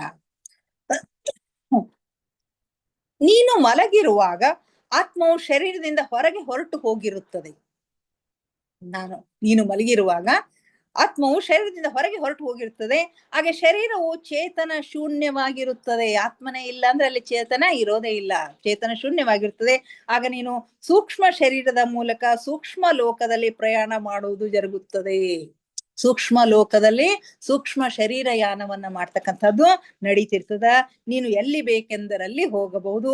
ಈ ಸಮಯದಲ್ಲಿ ಶರೀರವು ಮಂಚದ ಮೇಲೆ ಮಲಗಿದ ಸ್ಥಿತಿಯಲ್ಲಿಯೇ ಇರುತ್ತದೆ ಮತ್ತು ವಿಶ್ರಾಂತಿಯ ಮೂಲಕ ಭವಿಷ್ಯಕ್ಕಾಗಿ ಊರ್ಜಾ ಶಕ್ತಿಯನ್ನು ಸಂಗ್ರಹಿಸ್ತಾ ಇರ್ತದ. ಆತ್ಮವು ಸೂಕ್ಷ್ಮ ಶರೀರಯಾನವನ್ನ ಮಾಡ್ತಾ ಇರ್ತದ. ಭೌತಿಕ ಶರೀರ ಎಲ್ಲಿ ಮಲ್ಕೊಂಡಿರ್ತದೋ ಕಾಟ್ ಮೇಲೆನೆ ಅದು ಇರ್ತದ. ಆದ್ರೆ ಅಂಥ ಸಂದರ್ಭದಲ್ಲಿಯೂ ಕೂಡ ವಿಶ್ರಾಂತಿಯ ಮೂಲಕ ಭವಿಷ್ಯಕ್ಕಾಗಿ ಬೇಕಾಗ್ತಕ್ಕಂಥ ಊರ್ಜಾ ಶಕ್ತಿಯನ್ನ ಅದು ಸಂಗ್ರಹ ಮಾಡ್ತಾ ಇರ್ತದೆ. ಭೌತಿಕ ಶರೀರಕ್ಕೆ ಜೀವನ ಮತ್ತು ಆರೋಗ್ಯವನ್ನು ಹೊಂದಲು ಆಹಾರ ನೀರಿನ ಅವಶ್ಯಕತೆ ಇರುವಂತೆಯೇ ವಿಶ್ರಾಂತಿಯನ್ನು ಅದು ಕೂಡ ಬಯಸ್ತದ. ಭೌತಿಕ ಶರೀರಕ್ಕೆ ಯಾವ ರೀತಿ ನೀರು ಆಹಾರ ಬೇಕೋ ಹಾಗೆ ವಿಶ್ರಾಂತಿಯು ಕೂಡ ಅದಕ್ಕೆ ಬೇಕು. ಆದರೆ ನಿನಗೆ ಅಂದ್ರೆ ಆತ್ಮನಿಗೆ ವಿಶ್ರಾಂತಿ ಅವಶ್ಯಕತೆ ಇಲ್ಲ. ಆತ್ಮಕ್ಕೆ ವಿಶ್ರಾಂತಿ ಅವಶ್ಯಕತೆ ಇಲ್ಲ. ನಿನ್ನ ಸೂಕ್ಷ್ಮ ಶರೀರದೊಂದಿಗೆ ಎಲ್ಲಿ ಬೇಕಾದರೂ ನೀನು ಸುಗಮವಾಗಿ ಹೋಗಬಹುದು. ಸೂಕ್ಷ್ಮ ಜಗತ್ತಿನಲ್ಲಿ ಗುರುತ್ವಾಕರ್ಷಣ ಶಕ್ತಿಯು ಕೆಲಸ ಮಾಡುವುದಿಲ್ಲ. ಅಲ್ಲಿ ಭೂಮಿಯ ಗುರುತ್ವಾಕರ್ಷಣ ಶಕ್ತಿ ಕೆಲಸ ಮಾಡೋದಿಲ್ಲ. ಎಷ್ಟು ಬೇಕೋ ಅಷ್ಟು, ಎಷ್ಟು ಫಾಸ್ಟ್ ಬೇಕೋ ಅಷ್ಟು ಹೋಗ್ಬೋದು. ಗುರುತ್ವ ಶಕ್ತಿ ಗ್ರಾವಿಟೇಷನಲ್ ಪವರ್ ಕೆಲಸ ಮಾಡೋದಿಲ್ಲ. ಅಲ್ಲಿ ಕೆಲಸ ಮಾಡ್ತಂದ್ರೆ ಅಷ್ಟು ಮೇಲೆ ಹೋಗ್ಲಿಕ್ಕೆ ಸಾಧ್ಯ ಆಗೋದಿಲ್ಲ ಅಂತ ಹೇಳ್ತಾರೆ. ಅದರಿಂದ ಕೆಳಗೆ ಭೂಮಿಯ ಅಥವಾ ಸಮುದ್ರದ ಏನೇ ಇದ್ದರೂ ನೀನು ಮೇಲೆ ಆರಾಮವಾಗಿ ತೇಲುತ್ತಾ ಹೋಗಬಹುದು. ಆ ಸೂಕ್ಷ್ಮ ಶರೀರಕ್ಕೆ, ಸೂಕ್ಷ್ಮಯಾನಕ್ಕೆ ಯಾವ ಅಡೆತಡೆಗಳು ಇಲ್ಲ. ಏನು ಸಮುದ್ರ ಇರ್ಲಿ, ಆಕಾಶ ಇರ್ಲಿ, ಏನೇ ಇರ್ಲಿ, ಅವಲೋಕನೇ ಇರ್ಲಿ, ಅದು ಆರಾಮಾಗಿ ಹೋಗ್ಬಹುದು. ಭೌತಿಕ ಶರೀರವು ವಿಶ್ರಾಂತಿ ಪಡೆಯುವವರೆಗಿನ ಅಲ್ಪ ಸಮಯದಲ್ಲಿ ನೀವು ಅಸೀಮಿತ ದೂರವನ್ನು ಕ್ರಮಿಸಬಹುದು. ಸ್ವಲ್ಪ ಸಮಯದಲ್ಲಿ ಭೌತಿಕ ಶರೀರ ವಿಶ್ರಾಂತಿ ಪಡಿತಕ್ಕಂಥ ಅಲ್ಪ ಸಮಯದಲ್ಲಿ ನೀವು ಅಸೀಮಿತವಾಗಿರ್ತಕ್ಕಂತಹ ದೂರವನ್ನ ಕ್ರಮಿಸಬಹುದು. ಕೇವಲ 2.5 ನಿಮಿಷದಲ್ಲಿ ಭೂಮಂಡಲದ ಪರಿಕ್ರಮ ಹಾಕಬಲ್ಲೆ ಅಂತ ಹೇಳ್ತಾರೆ. ಕೇವಲ 2.5 ನಿಮಿಷಗಳಲ್ಲಿ ಭೂಮಂಡಲವನ್ನ ಸಂಪೂರ್ಣವಾಗಿ ಸುತ್ತಿ ಬರಬಹುದು ಎಂದು ನಾನು ಹೇಳಿದರೆ ನಿನ್ನ ಪ್ರಯಾಣದ ಗತಿಯು ಎಷ್ಟು ವೇಗವಾಗಿದ್ದಿರಬಹುದೆಂಬುದನ್ನ ನೀನೇ ಊಹಿಸಿಕೊಳ್ಳು ಅಂತ ಹೇಳಿದ್ರೆ, ಎಷ್ಟು ಫಾಸ್ಟ್ ಆಗಿ, ಎಷ್ಟು ವೇಗವಾಗಿ ಇದು ಪ್ರಯಾಣ ಮಾಡ್ತದೆ ಅಂತಕ್ಕಂಥದ್ದನ್ನ ನೀನೇ ಊಹಿಸಿಕೊಳ್ಳು. ಕೇವಲ 2.5 ನಿಮಿಷದಲ್ಲಿ ಇಡೀ ಭೂಮಂಡಲವನ್ನ ಪರಿಕ್ರಮ ಮಾಡಿ ಬರಬಹುದು. ಮಾಡಿ ಬಂದು ಮತ್ತೆ ತನ್ನ ಭೌತಿಕ ಶರೀರವನ್ನ ಸೇರ್ಕೊಳ್ಬಹುದು, ಮತ್ತೆ ತನ್ನ ದೈನಂದಿನ ಚಟುವಟಿಕೆಗಳಲ್ಲಿ ತೊಡಗಿಕೊಳ್ಬಹುದು ಅಂತಕ್ಕಂಥ ಈ ವಿಷಯಗಳು. ಇದನ್ನ ಹೇಳ್ತಾನೆ ಇದರ ತರಬೇತಿಯನ್ನ ಕೊಟ್ಟು ಪೀಟರ್ ರಶೆಲೋ ಅವರನ್ನ ಅನೇಕ ಬಾರಿ ಯಾವ್ಯಾವುದೋ ಲೋಕಗಳಿಗೆ ಮುಂದೆ ಕರ್ಕೊಂಡು ಹೋಗೋದು ಈ ಪುಸ್ತಕದಲ್ಲಿ ಇದೆ. ಸೂಕ್ಷ್ಮ ಶರೀರವು ಭೌತಿಕ ಶರೀರಕ್ಕಿಂತ ಬಹಳಷ್ಟು ಸೂಕ್ಷ್ಮ ಪದಾರ್ಥಗಳಿಂದ ಮಾಡಲ್ಪಟ್ಟಿದೆ. ಸೂಕ್ಷ್ಮ ಶರೀರವು ಅತ್ಯಂತ ಸೂಕ್ಷ್ಮವಾಗಿರೋದ್ರಿಂದ ಈ ಭೌತಿಕ ಶರೀರಕ್ಕಿಂತ ಬಹಳಷ್ಟು ಸೂಕ್ಷ್ಮ ಪದಾರ್ಥಗಳಿಂದ ಇದು ಮಾಡಲ್ಪಟ್ಟಿದೆ. ಜನ್ಮದ ಸಮಯದಲ್ಲಿಯೂ ಆತ್ಮನ ಸುತ್ತಲೂ ಇದು ಆವರಿಸಿರುತ್ತೆ. ಜನ್ಮದ ಸಮಯದಲ್ಲಿಯೂ ಕೂಡ, ಮಗು ಹುಟ್ಟುವಾಗಲೂ ಕೂಡ ಆತ್ಮನ ಸುತ್ತಲೂ ಇದು ಆವರಿಸಿರ್ತದಂತ. ಇದು ನಮಗಾಗಿ ನಮ್ಮ ಶರೀರದಲ್ಲಿ ತುಂಬಿಕೊಂಡಿರುತ್ತದೆ. ಒಂದು ಹೊಳೆಯುವ ಮಂಜಿನಿಂದಾದ ಅಂಡಾಕಾರದಂತೆ ಇದು ಇರುತ್ತದೆ. ಸೂಕ್ಷ್ಮ ಶರೀರ ಹೆಂಗಿರ್ತದೆ ಅಂತಾನೆ ಹೊಳೆಯುವ ಮಂಜಿನ ಅಂಡಾಕಾರದಲ್ಲಿ ಅದು ಇರ್ತದೆ. ಮಂಜಿನ ಒಂದು ಉಂಡೆ ಹಾಗೆ ಅದು ಇರ್ತದ. ಆದ್ರೆ ಭೌತಿಕ ಶರೀರವು ಸಘನವಾಗಿರುವ ಕಾರಣದಿಂದ ಅದು ತನ್ನೆಡೆಗೆ ಜೋರಾಗಿ ಶರೀರವನ್ನು ಅತ್ಯಂತ ಸಮೀಪ ಎಳೆದುಕೊಳ್ತದಂತ. ಈ ರೀತಿಯಾಗಿ ನಮ್ಮ ಭೌತಿಕ ರೂಪದ ಸೂಕ್ಷ್ಮ ಪ್ರತಿರೂಪವು ತಯಾರಾಗುತ್ತದೆ. ಅದು ಈ ಅಂಡಾಕಾರದ ಮಧ್ಯದಲ್ಲಿ ಇರ್ತದ. ಈ ಸೂಕ್ಷ್ಮ ಶರೀರದಲ್ಲಿ ಎಲ್ಲವೂ ನಮ್ಮ ಭೌತಿಕ ಶರೀರದಂತೆ ಇರ್ತದ. ಅಂಡಾಕಾರದ ರೂಪದಲ್ಲಿ ಒಂದು ಮಂಜಿನ ಗಡ್ಡೆ ಹಾಗೆ ಅದು ಇರುತ್ತೆ. ಈ ಭೌತಿಕ ಶರೀರ ಏನ್ ಮಾಡ್ತದೆ, ಅದನ್ನ ಎಳ್ಕೊಂಡ್ ಬಿಡ್ತದೆ. ಅದನ್ನ ಎಳ್ಕೊಂಡು ಬಿಟ್ಟಾಗ ಆ ಭೌತಿಕ ಶರೀರಕ್ಕೆ ಅಂಟಿಕೊಂಡ ಹಾಗೆ ಅದು ಇರ್ತಕ್ಕಂಥದ್ದು. ಮತ್ತು ಈ ಸೂಕ್ಷ್ಮ ಶರೀರದಲ್ಲಿ ಎಲ್ಲವೂ ನಮ್ಮ ಭೌತಿಕ ಶರೀರದಂತೆನೇ ಇರ್ತದ ಅಂತ ಹೇಳಿ ಹೇಳ್ತಾರೆ. ಆದ್ರೆ ಇದೆಲ್ಲ ಆಗಿರುವುದು ಸೂಕ್ಷ್ಮ ತತ್ವದಿಂದ. ಭೌತಿಕ ಶರೀರದ ಮೃತ್ಯುವಾದ ಮೇಲೆ ಸೂಕ್ಷ್ಮ ಶರೀರಕ್ಕೆ ಭೌತಿಕ ಶರೀರದ ಆಕಾರದಲ್ಲೇ ಇರಬೇಕಾದ ಅಗತ್ಯ ಇಲ್ಲದಿರುವುದರಿಂದ ಅದರ ಈ ಸೂಕ್ಷ್ಮ ರೂಪವು ಮೊದಲಿನಂತೆಯೇ ಆಗುತ್ತದೆ. ಯಾವಾಗ ಮನುಷ್ಯನ ಮೃತ್ಯು ಆಗ್ತದೋ, ಸಾವು ಸಂಭವಿಸುತ್ತದೆಯೋ, ಆಗ ಅವನ ಭೌತಿಕ ಶರೀರ ಮೃತ್ಯುವನ್ನ ಹೊಂದದ. ಆಗ ಇದಕ್ಕೇನು ಕೆಲಸ ಇರೋದಿಲ್ಲ, ಸೂಕ್ಷ್ಮ ಶರೀರಕ್ಕೆ ಏನೋ ಕೆಲಸ ಇರೋದಿಲ್ಲ. ಆ ಸೂಕ್ಷ್ಮ ರೂಪವು ಮೊದಲಿನಂತೆ ಆಗ್ತದೆ. ಮತ್ತೆ ಹೋಗಿ ತನ್ನ ಘನ ರೂಪ ಅಂದ್ರೆ ಮಂಜುಗಡ್ಡೆಯ ರೂಪ ಅನ್ನೋದು ಪಡ್ಕೊಂಡ್ ಬಿಡ್ತದ. ಈಗ ಅದರ ಆಕಾರವು ಹೆಚ್ಚು ಕಡಿಮೆ ಆಗೋದಿಲ್ಲ ಅಂತ ಹೇಳ್ತಾರೆ. ಶರೀರದಲ್ಲಿ ಇರೋ ತನಕ ಮನುಷ್ಯ ಅದನ್ನ ಎಳ್ಕೊಳ್ಳೋದ್ರಿಂದ ಮತ್ತೆ ಹೊರಗಿನ ರೂಪದ ಹಾಗೇನೆ ಅದು ರೂಪವನ್ನ ಪಡ್ಕೊಂಡಿರ್ತದ. ಆದ್ರೆ ಆತನ ಮೃತ್ಯು ಆಯ್ತು ಅಂತಾರೆ, ಅದು ಮತ್ತೆ ಮೊದಲಿನ ಒರಿಜಿನಲ್ ರೂಪ ಏನಿರ್ತದಲ್ಲ, ಒಂದು ಮಂಜುಗಡ್ಡೆಯ ರೂಪದಲ್ಲಿ ಅದು ಇರ್ತದಂತ. ಇದರ ಕಾರಣವೇನೆಂದರೆ, ಭೌತಿಕ ಶರೀರದಂತೆ ಸೂಕ್ಷ್ಮ ಶರೀರವು ಅಂಗಾಂಗಗಳ ಹಾಗೂ ಎಲುಬುಗಳ ವಾಹನವಾಗಿರದೆ ಅದು ಕೇವಲ ಮಂಜಿನಂತಹ ಶರೀರವಾಗಿರ್ತದ. ಯಾಕಂತಂದ್ರೆ ಅದು ಈ ಸೂಕ್ಷ್ಮ ಶರೀರವು ಅಂಗಾಂಗಗಳು ಅಥವಾ ಎಲುಬುಗಳ ವಾಹನದ ಹಾಗೆ ಇರೋದಿಲ್ಲ. ಅದು ಕೇವಲ ಮಂಜಿನಂತೆ ಇರ್ತದ. ಅದರಿಂದ ಮನುಷ್ಯನ ಮೃತ್ಯು ಆದ ತಕ್ಷಣ ಅದು ಮತ್ತೆ ಸೂಕ್ಷ್ಮ ಶರೀರ ತನ್ನ ಒರಿಜಿನಲ್ ಆಗಿರ್ತಕ್ಕಂಥ ಒಂದು ಮಂಜುಗಡ್ಡೆಯ ರೂಪವನ್ನ ಅದು ಪಡೆದುಕೊಳ್ತದ ಅಂತ ಹೇಳಿ ನಾವು ಹೇಳ್ಬೋದು. ಇಲ್ಲಿಗೆ ಮುಗಿಸೋಣ್ರಿ ಮೇಡಮ್. 9:29 ಆಯ್ತು. ನಾಳೆ ಮುಂದಿನಗಳನ್ನ ಓಕೆ. ಎಲ್ಲರಿಗೂ ಬಹಳಷ್ಟು ಪೇಷನ್ಸ್ ಲಿಂದ ಕೇಳಿರೋದ್ರಿಂದ ನಿಮ್ಮ ಜೊತೆಗೆ ನನಗೂ ಈ ವಿಷಯಗಳು ಕ್ಲಿಯರ್ ಆಗ್ತಾ ಇರೋದ್ರಿಂದ ತುಂಬಾ ಸಂತೋಷ ಅನಿಸ್ತಾ ಇದೆ. ಎಲ್ಲರಿಗೂ ಮತ್ತೊಮ್ಮೆ ಧನ್ಯವಾದಗಳನ್ನ ಅರ್ಪಿಸ್ತಾ ಇವತ್ತಿನ ಸ್ವಾಧ್ಯಾಯವನ್ನ ಮುಗಿಸೋಣ ಮಾಸ್ಟರ್ಸ್. ಈಗ ಧ್ಯಾನಕ್ಕೆ ಸಿದ್ಧರಾಗಿ ಯಾವುದಾದ್ರೂ ಸ್ಥಿರ ಸುಖಾಸನದಲ್ಲಿ ಕುಳಿತುಕೊಳ್ಳಿ. ಚೇರ್ ಮೇಲೆ ಕುಳಿತಿದ್ರೆ ಕಾಲುಗಳನ್ನ ಕ್ರಾಸ್ ಮಾಡ್ಕೊಳ್ರಿ. ಕೈ ಬೆರಳುಗಳನ್ನ ಒಂದ್ರೊಳಗೊಂದು ಸೇರಿಸ್ಕೊಳ್ರಿ. ಕಣ್ಣುಗಳನ್ನ ನಿಧಾನವಾಗಿ ಮುಚ್ಚಿ ಮುಖದ ಮೇಲೆ ಮಂದಹಾಸವಿರಲಿ. ದೇಹದ ಯಾವ ಭಾಗದಲ್ಲಿಯೂ ಬಿಗಿತ ಬೇಡ. Relax relax relax please.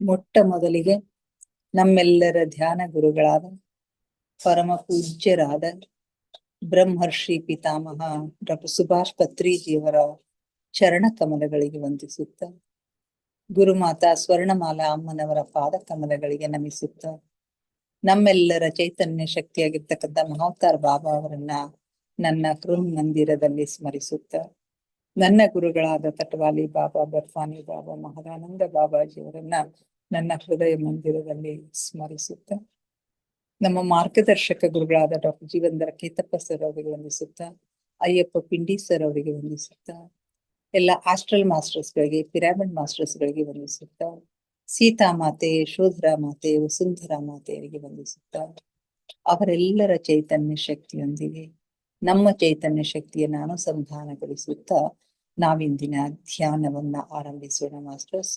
ನಮ್ಮ ಈ ಧ್ಯಾನಕ್ಕೆ ಅವರೆಲ್ಲರನ್ನು ನಾವು ಆತ್ಮಪೂರ್ವಕವಾಗಿ ಆಹ್ವಾನಿಸೋಣ. ಅವರೆಲ್ಲರೂ ಜ್ಯೋತಿ ಸ್ವರೂಪದಲ್ಲಿ ಬಂದು ನಮ್ಮ ಜೊತೆಗೆ ಕುಳಿತು ಧ್ಯಾನಿಸುತ್ತಿದ್ದಾರೆ ಎಂದು ಭಾವಿಸಿಕೊಳ್ಳುತ್ತಾ ನಾವಿಂದಿನ ಧ್ಯಾನವನ್ನ ಆರಂಭಿಸೋಣ ಮಾಸ್ಟರ್ಸ್. ಕೇವಲ ಸಹಜ ಶ್ವಾಸದ ಮೇಲೆ ಗಮನ. ಪ್ರಕೃತಿ ಸಹಜವಾದ ಉಚ್ಛ್ವಾಸ ನಿಶ್ವಾಸಗಳಿರಲಿ. ಒಳ ಹೋಗುವ ಉಸಿರು, ಹೊರ ಬರುವ ಉಸಿರನ್ನು ಏಕಧಾರೆಯಾಗಿ ನಿರಂತರವಾಗಿ ಗಮನಿಸಿ ಮಾಸ್ಟರ್ಸ್.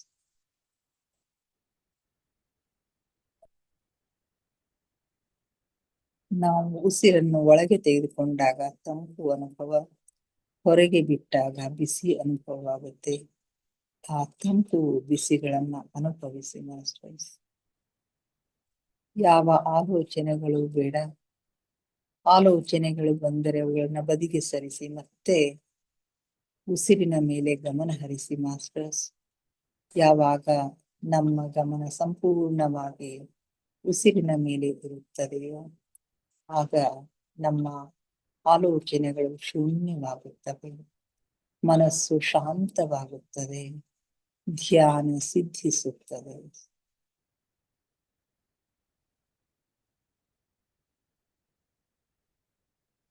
ನಮ್ಮ ಉಚ್ಛ್ವಾಸ ನಿಶ್ವಾಸದ ಮಧ್ಯ ಬಿಂದು, ಅದುವೇ ಧ್ಯಾನ ಬಿಂದು, ಅದುವೇ ಶೂನ್ಯ ಬಿಂದು, ಅದುವೇ ನಮ್ಮ ಒಳ ಜಗತ್ತಿನ ಆಂತರಿಕ ಜಗತ್ತಿನ ಕೀಲಿಕೈ. ಅಲ್ಲಿ ಒಂದು ಕ್ಷಣ ನಿಲ್ಲುವ ಅಭ್ಯಾಸ ಮಾಡಿ ಮಾಸ್ಟರ್ಸ್. ಆಗ ನಿಮಗಾಗಿ ಒಳ ಜಗತ್ತು ತೆರೆದುಕೊಳ್ಳುತ್ತವೆ, ಹಲವು ಅನುಭವಗಳು ನಿಮಗಾಗುತ್ತವೆ.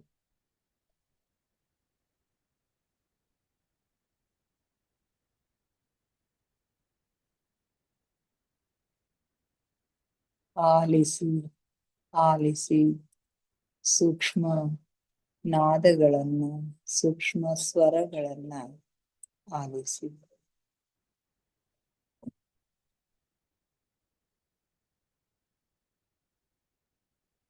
ದಿನದ 24 ಗಂಟೆ ಸಂಗೀತ ಸೇವೆ ಸಲ್ಲಿಸ್ತಕ್ಕಂಥ ಜೀರುಂಡೆಗಳ ನಾದವನ್ನ ಆಲಿಸಿ, ಘಂಟಾನಾದವನ್ನ ಆಲಿಸಿ, ಓಂಕಾರ ನಾದವನ್ನು ಆಲಿಸಿ. ನೀವೆಷ್ಟು ಸೂಕ್ಷ್ಮಗಳನ್ನು ಆಲಿಸಲು ಸಮರ್ಥರಾಗುವಿರೋ ಅಷ್ಟು ನಿಮ್ಮ ಒಳ ಜಗತ್ತಿನ ಆಗುಹೋಗುಗಳು, ಮೇಲು ಲೋಕದ ಆಗುಹೋಗುಗಳು, ಸೂಕ್ಷ್ಮ ಲೋಕದ ಆಗುಹೋಗುಗಳು ನಿಮ್ಮ ಗಮನಕ್ಕೆ ಗೋಚರಿಸುತ್ತವೆ ಮಾಸ್ಟರ್ಸ್.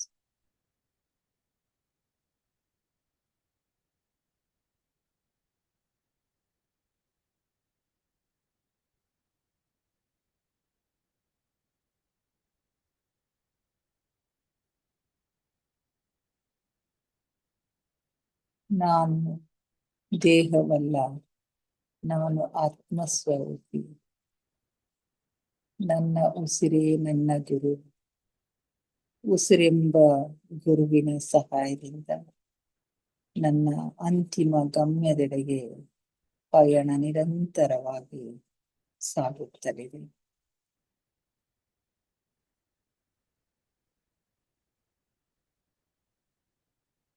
ಧ್ಯಾನ ಆಳವಾಗ್ತಾ ಇದೆ, ಉಸಿರು ನಿಧಾನವಾಗ್ತಾ ಇದೆ, ಉಸಿರು ನಿಧಾನವಾಗ್ತಾ ನಿಧಾನವಾಗ್ತಾ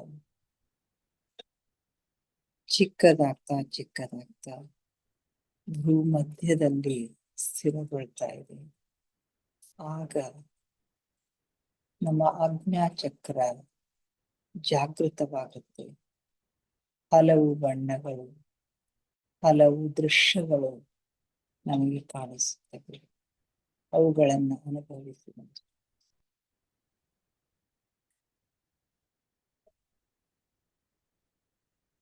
ಆಳವಾದ ಧ್ಯಾನದ ಹಾಯಿಗಡಲಿನಲ್ಲಿ ನಿಮ್ಮನ್ನು ನೀವು ಮುಳುಗಿಸಿ ಮಾಸ್ಟರ್. ಆನಂದಿಸಿ, ಆಹ್ಲಾದಿಸಿ.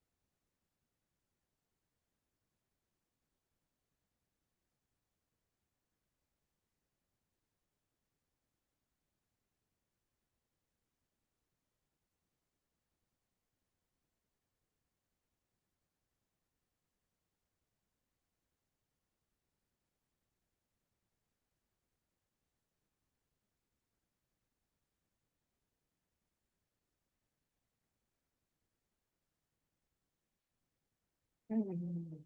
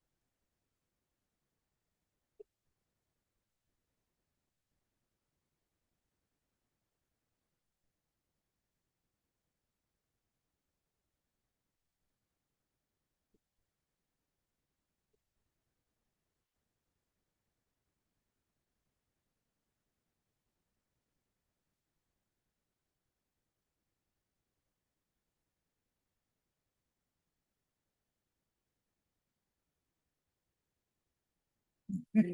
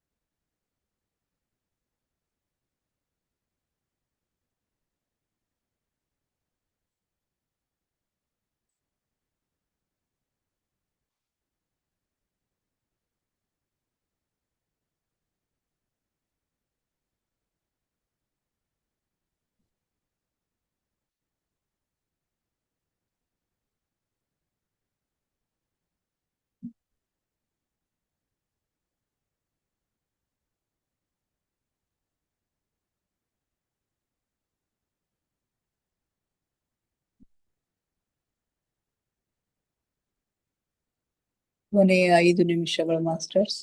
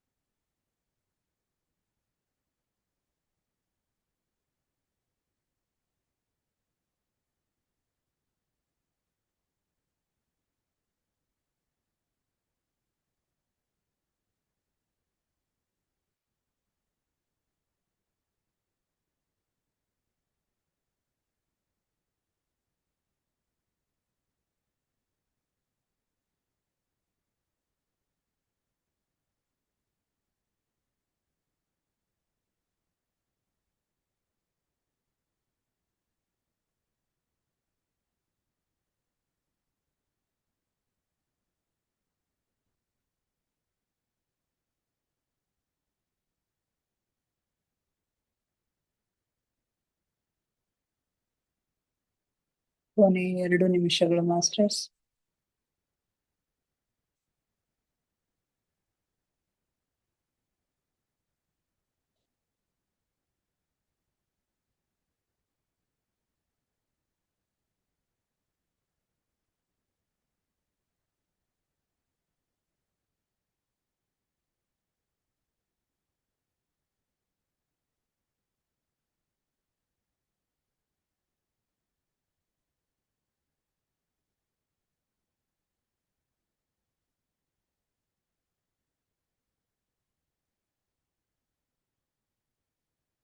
ಕೊನೆಯ 1 ನಿಮಿಷ ಮಾಸ್ಟರ್ಸ್.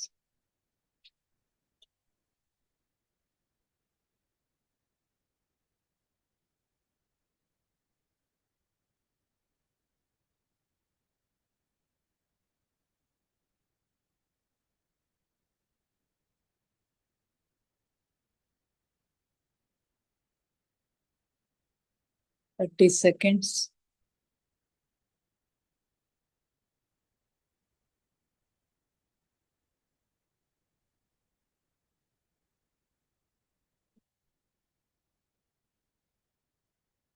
Ten seconds.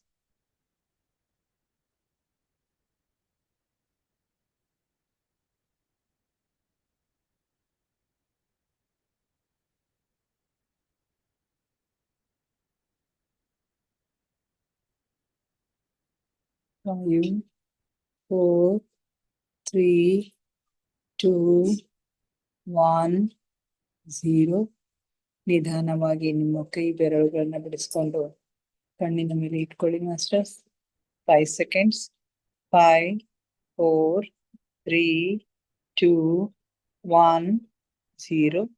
ನಿಧಾನವಾಗಿ ನಿಮ್ಮ ಕಣ್ಣಿನ ಮೇಲಿನ ಕೈಗಳನ್ನು ತೆಗೆಯಿರಿ. ನಿಧಾನವಾಗಿ ಕಣ್ಣುಗಳನ್ನು ಓಪನ್ ಮಾಡಿ masters. Thank you, thank you, thank you everybody. ನಮ್ಮ ಧ್ಯಾನಕ್ಕೆ ಶಕ್ತಿಯನ್ನ ನೀಡಿ ನಮ್ಮೊಂದಿಗೆ ಕುಳಿತು ಧ್ಯಾನ ಮಾಡಿದ ಎಲ್ಲ ಮಾಸ್ಟರ್ಸ್ಗಳಿಗೆ ಅನಂತ ಕೋಟಿ ಕೋಟಿ ಧನ್ಯವಾದಗಳನ್ನ ಅರ್ಪಿಸುತ್ತಾ, ನನ್ನೊಂದಿಗೆ ಧ್ಯಾನಿಸಿದ ತಮಗೆಲ್ಲರಿಗೂ ಮತ್ತೊಮ್ಮೆ ಧನ್ಯವಾದಗಳನ್ನ ಅರ್ಪಿಸುತ್ತಾ, thank you, thank you, thank you everybody.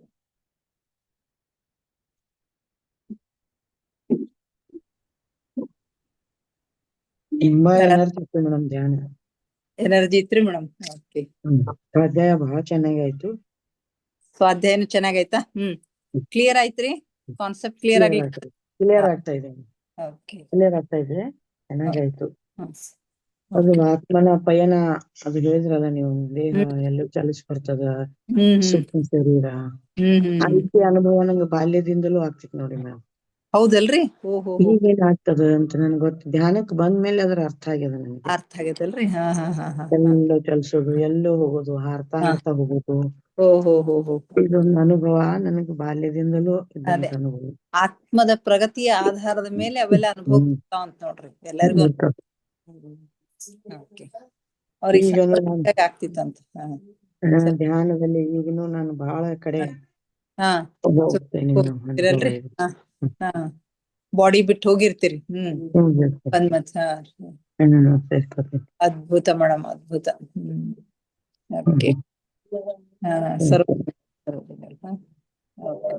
Thank you, thank you madam. ಮತ್ತೆ ವಿಜಯಲಕ್ಷ್ಮಿ ಮೇಡಮ್ ಶೇರ್ ಮಾಡ್ಕೊಳ್ತೀರಿ? ಅನ್ಮ್ಯೂಟ್ ಮಾಡ್ಕೊಳ್ರಿ ಮೇಡಮ್, ಮ್ಯೂಟ್ ಇದೆ. ಕ್ಲಿಯರ್ ಆಯ್ತು ಇವತ್ತೆಲ್ಲ. ನಾನು ಮಧ್ಯಾಹ್ನ ಕೇಳ್ತೀನಿ, ಒಂಚೂರು ಅರ್ಥ ಆಗಿರ್ಲಿಲ್ಲ. ಹೌದು, ಬೇಗ ಅರ್ಥ ಆಗೋದಿಲ್ಲ ಮೇಡಮ್. ಬೇಗ ಅರ್ಥ ಆಗಂಗಿಲ್ರಿ ಮೇಡಮ್. ಈಗ ನೀವು ಕೇಳಿದ್ರೆ ನನಗೂ ಇನ್ನಿಷ್ಟು ಕ್ಲಿಯರ್ ಆಯ್ತು. ಮತ್ತ ನಿನ್ನೆ ನಾನು ಕ್ಲಿಯರ್ ಆಗಿದ್ದಿಲ್ಲ. ಹೇಳ್ತಾ ಕ್ಲಿಯರ್ ಆಗ್ತದೆ ಮೇಡಮ್. ಅದು ಕೇಳ್ತಾ ಮತ್ತೆ ಹಂಗೆ ಮಾಡ್ತಾ ಹೋದಂಗ ಕ್ಲಿಯರ್ ಆಗ್ತದೆ. ಧ್ಯಾನ ಚೆನ್ನಾಗಾಯ್ತು, ಚೆನ್ನಾಗಾಯ್ತು. ಎನರ್ಜಿ ತುಂಬಾ ಚೆನ್ನಾಗಿತ್ತು. ಓಕೆ, ಈಗೇ ಫೀಲ್ ಆಗ್ಲತ್ತದ, ಮೊದ್ಲು ಆಗ್ತಿದ್ದಿಲ್ಲ. ಹೌದಲ್ರಿ ಮೇಡಮ್? ಎನರ್ಜಿ ಎಲ್ಲಾ ಕಡೆ ಕೈಯೊಳಗಂತೂ ಫುಲ್ ಇದಾಗ್ಬಿಡ್ತದ ನೋಡ್ರಿ. ಹುಣ್ಣಿಮೆನೂ ಅದಲ್ಲ ನಾಳೆ? ಏನ್ರಿ ಮೇಡಮ್? ಹುಣ್ಣಿಮೆನೂ ಅದ ನಾಳೆ. ಪೌರ್ಣಿಮೆ ಎನರ್ಜಿ ಟ್ರೈನಿಂಗ್ ರೀ ಮೇಡಮ್. ಇದು ಆಕ್ಚುಲಿ ಸೂಕ್ಷ್ಮ ಶರೀರ ಯಾನಕ್ಕ ಟ್ರೈನಿಂಗ್ ಇದು.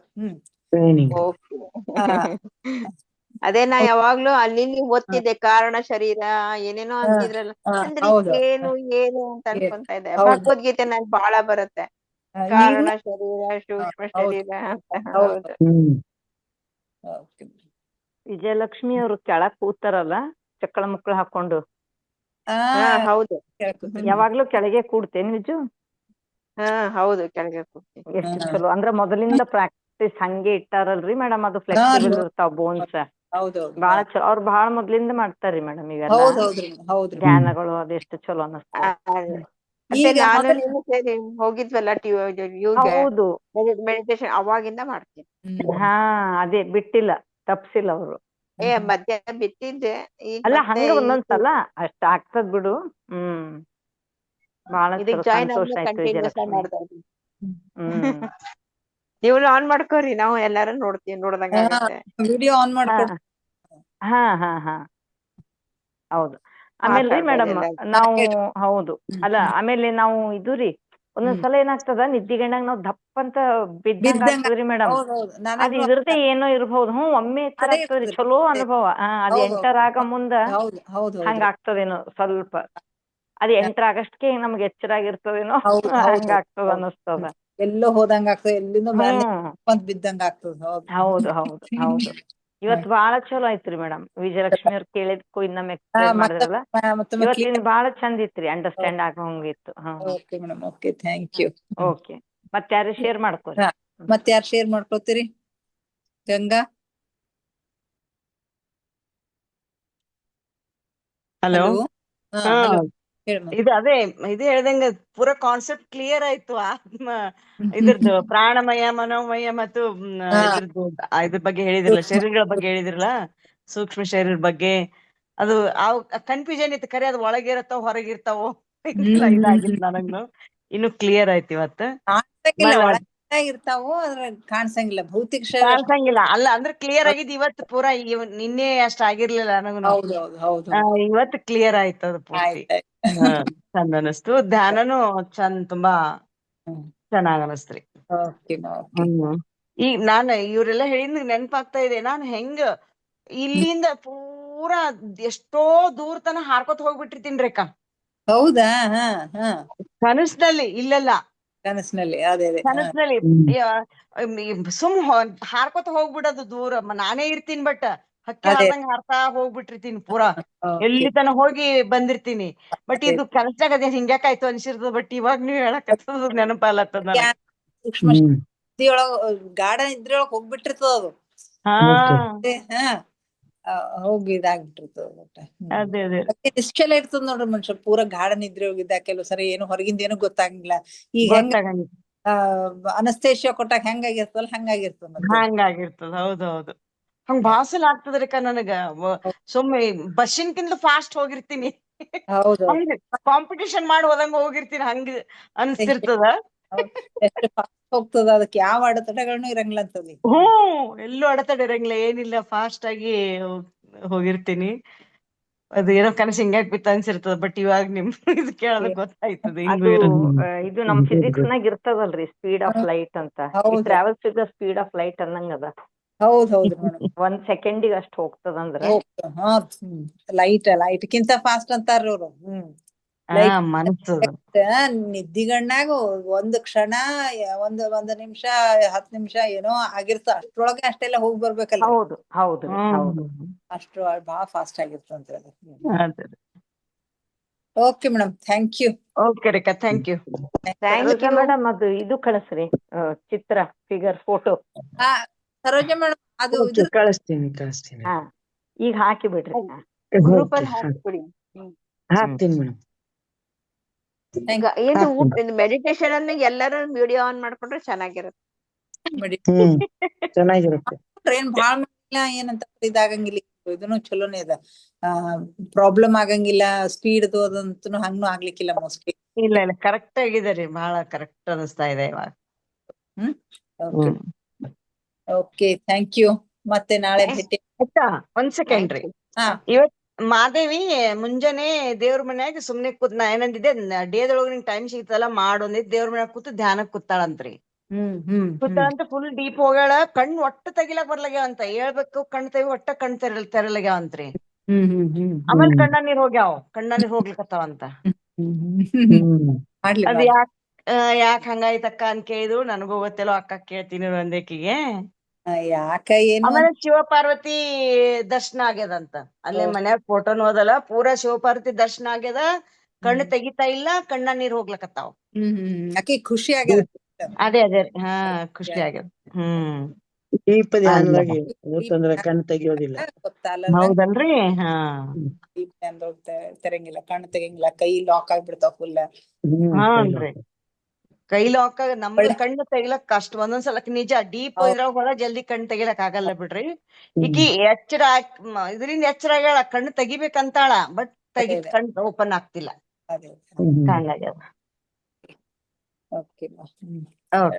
ಕಂಟಿನ್ಯೂ ಮಾಡ್ಲಿಕ್ಕೆ ಮಾಡಂತ ಹೇಳ್ತಿ. ಆಕಿಗ್ ಇದೇ ಫಸ್ಟ್ ಟೈಮ್ ಆಕಿ ಧ್ಯಾನ ಕುಂದ್ರಲಕತ್ತಿದ್ ನನ್ ಜೊತೆಗೆ.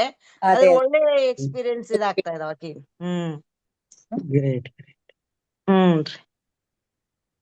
ಓಕೆ ಮಾ. Okay, thank you.